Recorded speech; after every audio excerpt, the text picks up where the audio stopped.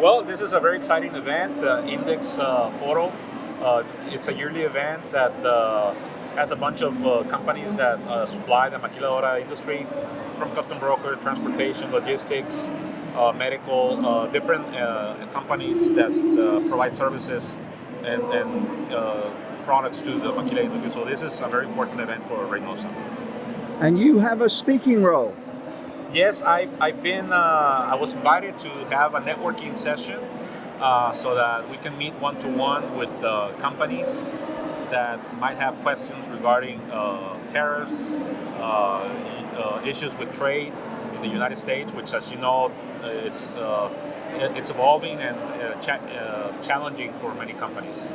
The number one issue, really. Pretty much, that's been the number one issue since the beginning of this year, and there's been many changes that have created complexities and challenges for companies to import to the United States. I remember the last time we met, and remember, everyone should know, you are an expert on this, and you were saying even for yourself it's challenging because things change week to week.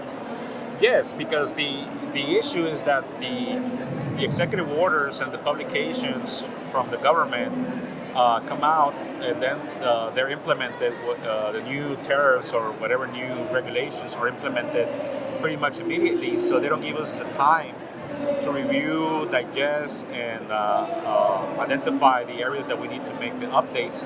So between doing internally our changes and communicating that to importers, that's been a challenge. Has it sort of settled down to any great extent, or is it still very fluctuating? It is still very fluctuating. We have, for example, had new Section 232 tariffs on lumber and wood furniture products. We now have, effective November 1st, Section 232 tariffs for trucks, heavy trucks, and heavy truck parts.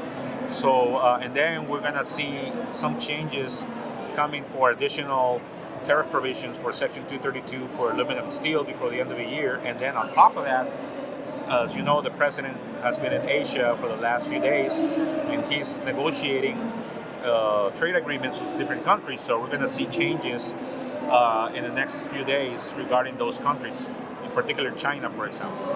I was going to ask, do the changes, the way he targets China, does that affect us on the Texas-Mexico border? Yes, most definitely, because a lot of maquiladoras, a lot of IMEX companies use Chinese origin components and materials. So it does have an impact. They need to ensure that they're on top of whatever tariffs are applicable to them in order to ensure that they apply the proper provisions and do their analysis for cost effectiveness. We've also read about changes whereby if you're a truck driver from Mexico, you've got to be fluent, proficient in English in order to carry goods across the border into the US. Is that having an impact? Yes, it is having an impact because a lot of those drivers were not fluent in English. Now they are enforcing that, and they're actually giving them warnings and stopping them from going back to crossing. So a lot of trucking companies are teaching English courses to ensure that the drivers they have are fluent in English, at least to interpret the transportation regulations. Exactly. So yeah, it has had an impact. What else is having an impact on the border, on the bridges right now? Well, pretty much the uncertainty on the tariffs that has created some companies to make changes in their production processes, shifting production processes, shifting the supply chain. So we have seen in some areas increased trade, but in some others decreased trade. So there's still some issues going on there as far as the number of border crossings that we have at the bridges right now. So. You are always in demand for all these different webinars around the country. People want to hear from you.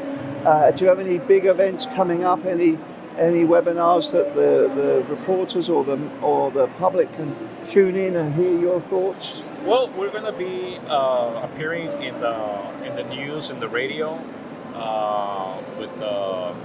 in several radio stations. The Macau Economic Development Corporation is going to have more sessions, trade talks, so we'll be there. Also, I'm participating with RioPlex, and so we'll be speaking at some events, and we'll be putting interviews and commentaries in different publications. So we'll keep the public informed as much as we can. Well, those are all the questions I have, Jorge. Have I missed anything out? Anything else you'd like to say? Well, even though we're going through challenging times, I think at some point in time right now in the near future, we're going to see some certainty. We have the USMCA revision or renegotiation in the middle of next year. I know there's a lot of talks going on right now among the governments to ensure that there's continuity of the USMCA. So we'll keep talking about that. So hopefully next year will be a better year, a more certain year for trade.